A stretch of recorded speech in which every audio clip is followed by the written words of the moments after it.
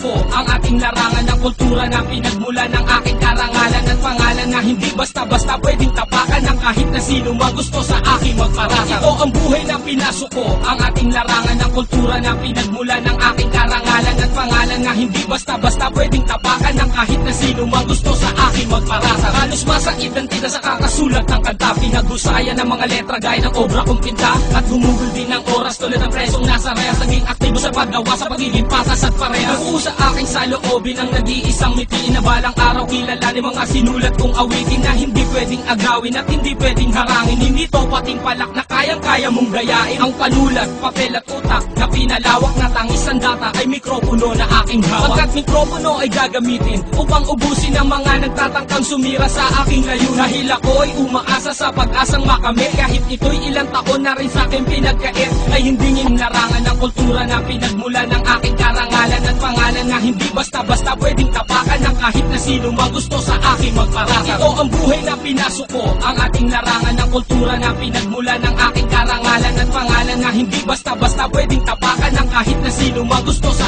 aking magparatang. Hindi nagbago ng prinsipyo sa sariling kalidad, nagtiwala sa sarili mula sa mura kong edad at dala ng pagkabata ang mga munting konsepto na hindi pinapanigan ng mga maling aspeto. Ang ating musika kahit nag-iiba ang klima, kung sinasandalan ay gumagawa rin ng sistema na mali.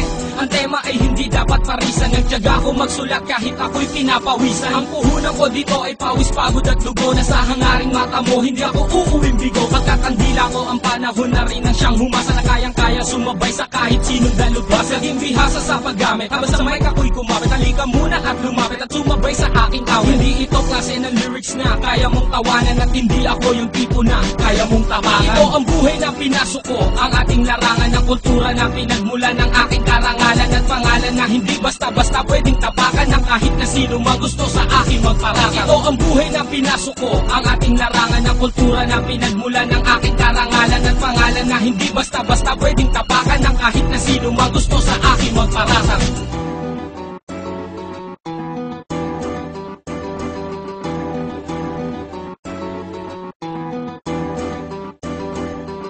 At dumating na ang aking pagkakataon, tinatamasa ko ngayon mga pangarap ko noon. Marami na ang bumabate kahit di ko kakilala, na kahit saan mapunta ay kanilang naaalala. Ang rapper nakapreso, nakaposa sang kamay, ikay kumapit sa speaker at baka kamatangay. At wag mo kong yayabangan, narating mo ang lahat. Ang pagsikat ng isa ay pag-angat din ng pangkat, nagkalaman din ng pitaka at nagkaroon ng pera, pumipirma ng autograph at dumadami ang pamorma. Hindi ka bagay mag-artista para gumawa ng usap, pagkat ang aking pangungusap tadana ang siya sumulat at namulat sa industriya. At tulad kong apena, kung marami ang kalaban, mas maraming kakampi. Ito ang unang hakbang sa aking pakikipagtuos, mic ko sa real voice representing Dos Talentos. Ito ang buhay na pinasuko ang ating larangan ng kultura na pinagmula ng aking karangalan at pangalan na hindi basta-basta pwedeng tapakan ng kahit na sino magusto sa aking magparatang. Ito ang buhay na pinasuko ang ating larangan ng kultura na pinagmula ng aking karangalan at pangalan na hindi basta-basta pwedeng tapakan ng kahit na sino magusto sa